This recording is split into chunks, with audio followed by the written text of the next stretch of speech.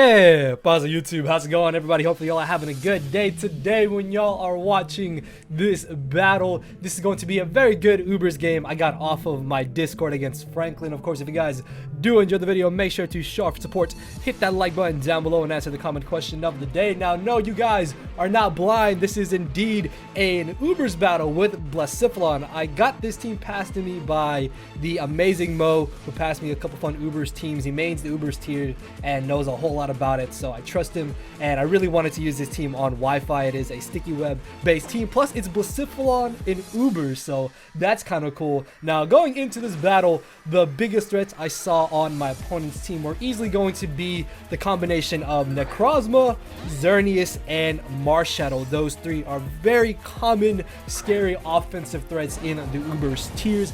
I guess the good thing about it is that if he does not have defog on his Lugia, then I should hopefully be able to get up my sticky webs turn 1 in this battle, and then that way my team will be able to take advantage of them. So he's going to be leading off with the Primal Groudon, as I'm going to be leading off with my boy Shuckle. I'm going to go straight for my sticky webs turn 1. I do not mind if he really wants to go straight for the Stealth Rocks, as he's actually going to end up hard switching directly into his Necrozma here. Maybe he thought that I would try to encore him into Stealth Rocks, which does make some sense, but I definitely did want to go straight for my webs turn 1. As this turn, I ended up making a bit of a misplay, but my logic was that he was gonna try and go for a Swords Dance, Calm Mind, or potentially an Autotomize. So I wanted to encore him into one of those 3 setup moves, and then that way I could go for my rocks the next turn. But he does end up making the aggressive play and going straight for the Sunsteel Strike,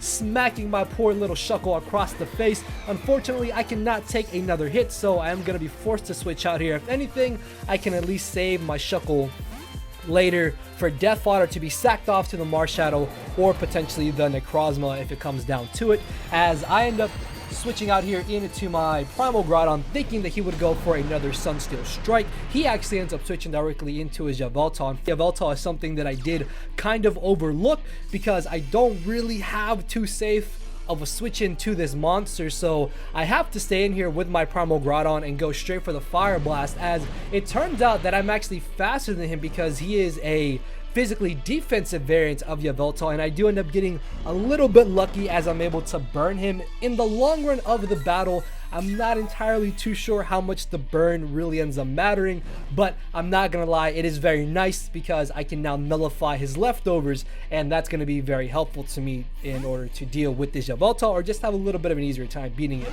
1v1 potentially. So I have no reason to not just go for the Fire Blast again. Anything he brings in is gonna be taking a good amount of damage from this, as he ends up bringing in the Lugia. This is where if I had got out my Stealth Rocks, I would have done that damage through the multi-scale, but because multi-scale was activated, he was able to take it so well. Now I'm gonna switch here into my Shuckle because if I want any chance to possibly get up my Stealth Rocks, this is gonna be the only opportunity I may be able to do that, because typically Lugia are defensive Pokemon that carry Toxic Roost, Ice Beam, and Whirlwind at times. So if I'm able to live the potential Ice Beam this next turn, I can hopefully get up my rocks here, but he's actually going to end up making a pretty solid play here. Hard switches directly into his Yveltal because he realizes that this is going to be his opportunity to go for the Roost, to bring this Yveltal back up to a high amount of HP, and that is perfectly fine by me because I'm finally able to get on my Stealth Rocks, which means now I will be able to start getting off that extra little bit of chip damage on his team and wearing them down.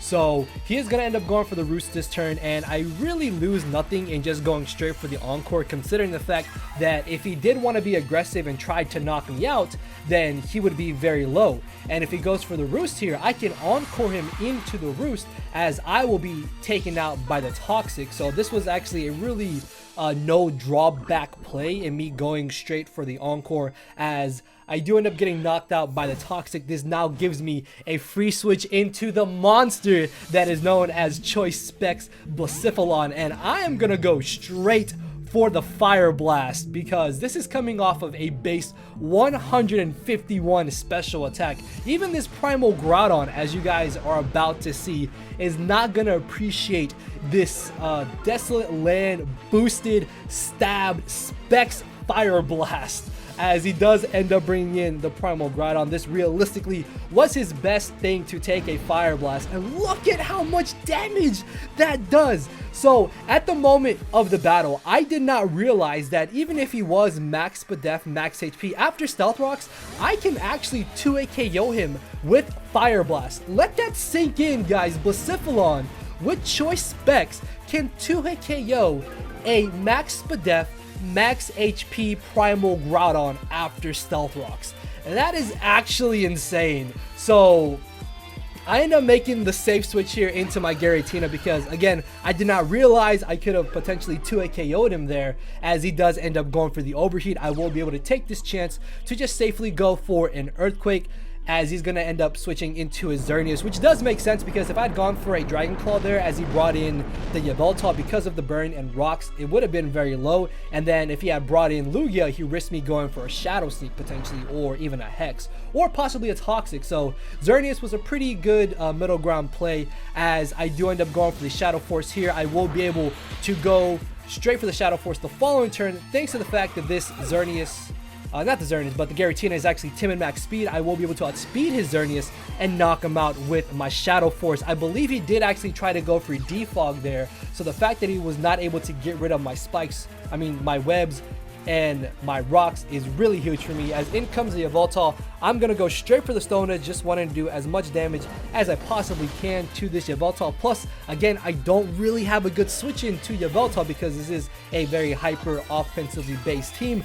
But this does now allow me to bring back in my boy Blacephalon, and because this Yveltal is so low, I can just safely go for Shadow Ball here. I don't have to risk missing Fire Blast, and realistically I don't have to go for the Flamethrower because Shadow Ball should definitely knock out the Yveltal, or if for some reason he wanted to switch something in, whatever came in was going to get absolutely blown back as well. So I'm able to knock out the Yveltal, as in comes the Marshadow. Now obviously because he brought this in, it is screaming that he's gonna want to go for the Shadow Sneak, and because Blacephalon is actually a humongous threat to my opponent's team, I do not want to afford losing it at this moment in the battle. So I'm going to make an aggressive switch directly into my Salamence. Even though I am a very offensive Salamence, after the Intimidate, I should definitely be able to chew a Shadow Sneak, and thanks to the fact that this Marshadow is caught up in the webs, I will be able to outspeed him and then in return knock him out with a Double Edge, which is going to be excellent because we all know how terrifying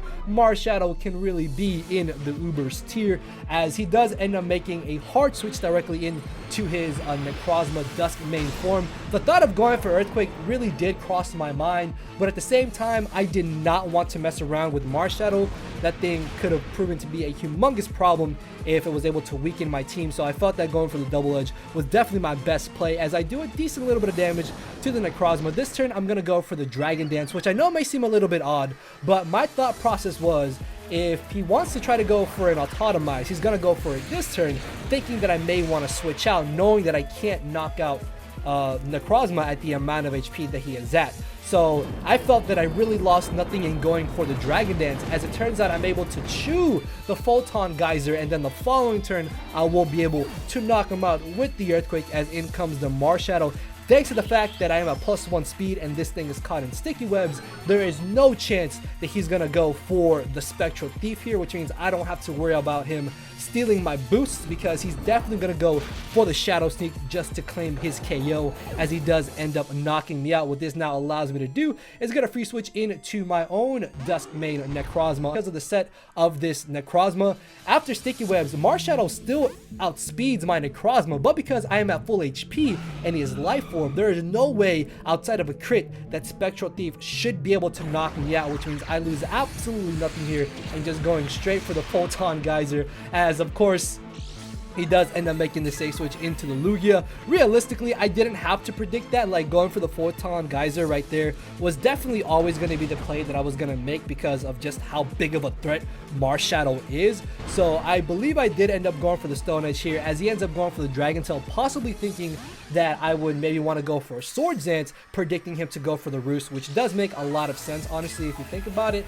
And he unfortunately for him, not for me, because I'm just going to gonna click Shadow Ball here and claim another KO. As down goes the Lugia. Blacephalon, man, just knocking out these Ubers, and it would have been able to knock out the what's it called? The Primal Groudon. I don't know why the name escaped me. Just I'm so excited, dude, that Blacephalon actually did something in Ubers, man. Like, this is so awesome. Like, when are you ever gonna see Blacephalon putting in work in Ubers? So in comes the Marshadow. This is going to be the end of the line of my Blacephalon because I do not want to switch anything in to this monster. Plus, this does now give me a free switch back into my Necrozma, and it will allow me to just safely go for a Photon Geyser. As long as he does not crit me, I should be able to pull out the victory here. And thankfully, he does not crit me, as I will be able to knock him out. And I actually really do like the animation of Photon Geyser. I think it looks pretty awesome. So I'm gonna be able to knock out the Marshadow, and at this point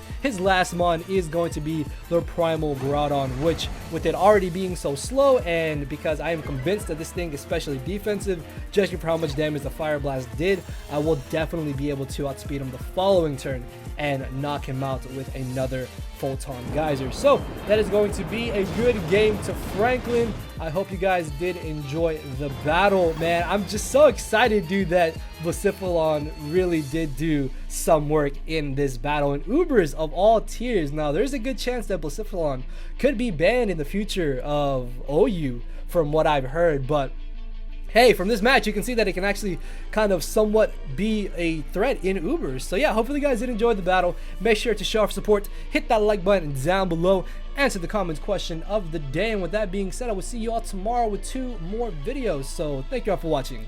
Later, everybody. No matter where you're at, I'm not here to make friends. It's time to attack and deplete your HP with a final smash. Don't make me turn around and pull a 6-foot hacks.